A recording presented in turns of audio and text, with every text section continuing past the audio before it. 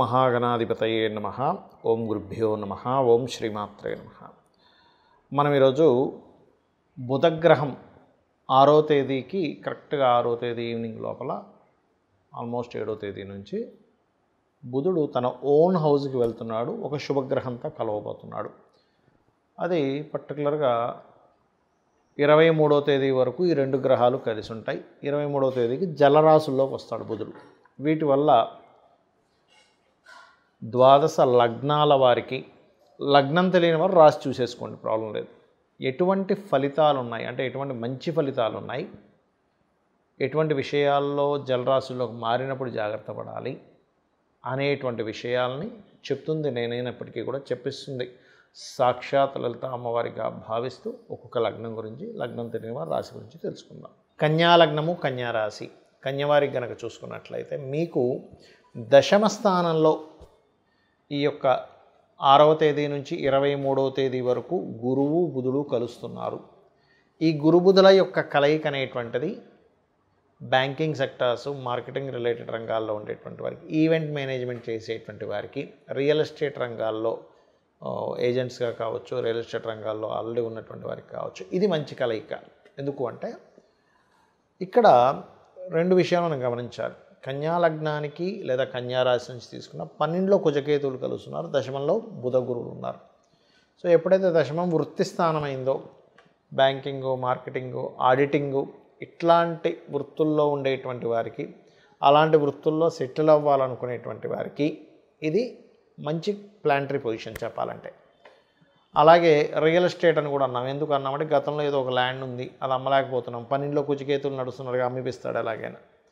అలాగే ఇన్వెస్ట్మెంట్కి మాత్రం మంచి టైం కాదు. ల్యాండ్ మీద ఉన్న ల్యాండ్ను అమ్మడానికి, మార్కెటింగ్ చేయడానికి, బిజినెస్లోకి వెళ్ళడం ఇట్లాంటి వాటికి బాగానే ఉంది. కానీ ఓన్గా ఇప్పుడు కుజుడు కేతువు 12వ స్థానంలో సంచరిస్తున్నందుకు రాబోయే 2 నెలలు కూడా ల్యాండ్స్ మీద ఇన్వెస్ట్మెంట్ చేయొద్దని చెప్తాను నేను.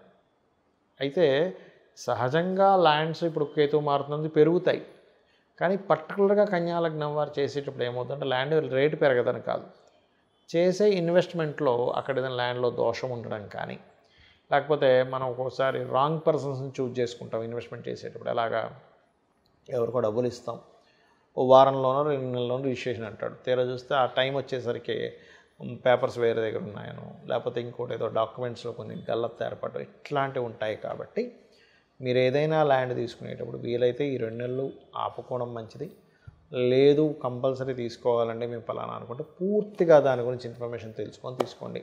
కాకపోతే ఉద్యోగాలు మరియు అదేవిధంగా ప్రాపర్టీ సంబంధించిన విషయంలో కలిగేటువంటి లాభాలు, వివాహ ప్రయత్నాలు, జీవిత భాగస్వామికి కూడా మీరు ఏదైనా కోర్సెస్ చేయించాలనుకుంటే కూడా ఇది యోగిస్తుంది. ఎందుకంటే సప్తమాధిపతి ఈ లగ్నానికి బాధకుడు అయినప్పటికీ కూడా అక్కడి నుంచి చతుర్థ స్థానంలో ఉంటే మీ లగ్నానికి దశమ స్థానంలో కలయిక, బుధ గురువుల యొక్క కలయిక ఖచ్చితంగా మంచి ఫలితాలను ఇచ్చి తీరుతుంది. అందులో ఎటువంటి సందేహము లేదు, గుర్తుపెట్టుకోండి.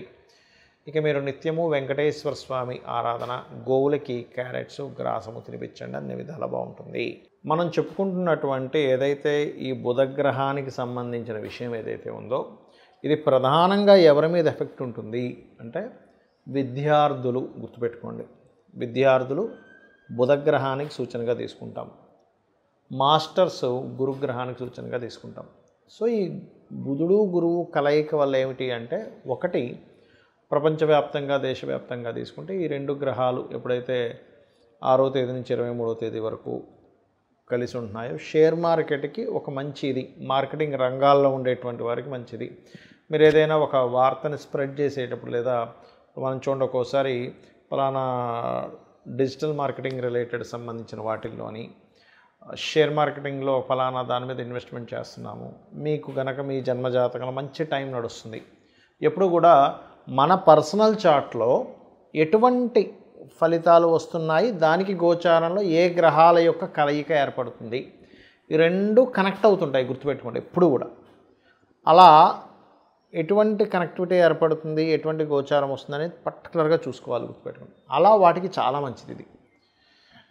మరియు అగ్రిమెంట్స్, కాంట్రాక్ట్స్ కొత్తగా ఏదైనా ప్రారంభించడానికి, ముఖ్యంగా బిజినెస్ రిలేటెడ్, అందులో ముఖ్యంగా మార్కెటింగ్ రిలేటెడ్ ఇట్లాంటి వాటికి ఈ కాంబినేషన్ చాలా మంచిది. అయితే ఈ కాంబినేషన్ ఉంది కదండి, ఈ రోజుల్లో ఎప్పుడైనా చేసుకోవచ్చు అంటే కాదు.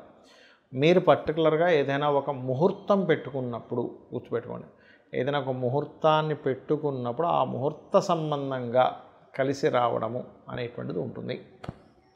అయితే ఇందులో చాలామంది అంటారు ఏమండి ఇప్పుడంతా జ్యేష్ఠమాసం అని, లేకపోతే తర్వాత ఆషాఢ మాసం అని, తర్వాత ఉండేటువంటి మాసాలు ఏవైతే ఉంటాయో మనకు ఒకసారి కలిసి రాదు కదా, అప్పుడు ఏం చేయాలి అంటే, శాస్త్రంలో అభిజిత్ ముహూర్తం అని ఉంటుంది, అభిజిత్ లగ్నము అని ఉంటుంది.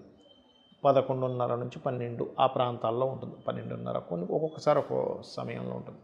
ఎప్పుడైనా ఒక ముహూర్తం పెట్టుకునేటప్పుడు దుర్ముహూర్తం లేకుండా చూసుకోండి. దుర్ముహూర్తము అదేవిధంగా వర్జ్యం లేకుండా చూసుకోవాలి. వర్జ్యం అనేటువంటిది ఉండకూడదు. చాలామంది తెలియక కేవలం రాహుకాలం చూసుకుంటారు. రాహుకాలం తమిళనాడు సైడ్ వాళ్ళది, మనం పాటించడంలో తప్పేం లేదు, కానీ అది వాళ్ళకి పనికి వస్తుంది. గుళిక కాలం, రాహుకాలాలని. అదేవిధంగా మీ జన్మజాతకంలో కనుక బుధుడు మంచి స్థితిలో ఉండి బుధగ్రహం యొక్క మహాదశలు నడిచేటువంటి వారికి కూడా ఈ బుధ గురువుల యొక్క కాంబినేషన్ మంచి ఫలితాలు ఇస్తుంది. అందులో ఎటువంటి సంశయం లేదు, గుర్తుపెట్టుకోండి. అలాగే మరింత మంచి ఫలితాలు రావాలి ఈ బుధగ్రహ సంబంధించినటువంటి విషయంలో, గురుగ్రహ సంబంధించిన విషయంలో అని చెప్పి చూసుకున్నట్లయితే, మీకు దగ్గరలో ఏదైనా ఆలయం ఉన్నట్లయితే ఆలయం దగ్గరికి వెళ్ళి బుధగ్రహానికి గురుగ్రహానికి మధ్యలో అటు ఇటు 2 గ్రహాలు ఉన్నాయి, గుర్తుపెట్టుకోండి. ఎప్పుడు కూడా ఒక గ్రహం ఫలితం ఇవ్వాలంటే అటు ఇటు ఉండే పాపగ్రహాలు ఉంటే వాటికి రెమెడీ చేసుకోవాలి. అంటే కుజుడు, కేతువు, రవికి రెమెడీ చేసుకున్నట్లయితే 100% బాగుంటుంది, అందులో ఎటువంటి సందేహం లేదు, గుర్తుపెట్టుకోండి.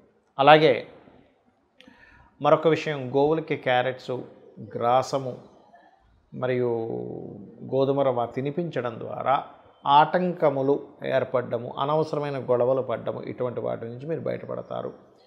ఇది దేశకాల పరిస్థితుల్లో ఒక రకంగా చెప్పాలంటే మనం గతంలో ఒక 3 నెలల క్రితమే చెప్పుకున్నాం, కొన్ని విభజనలకు దారితీస్తుంది అని.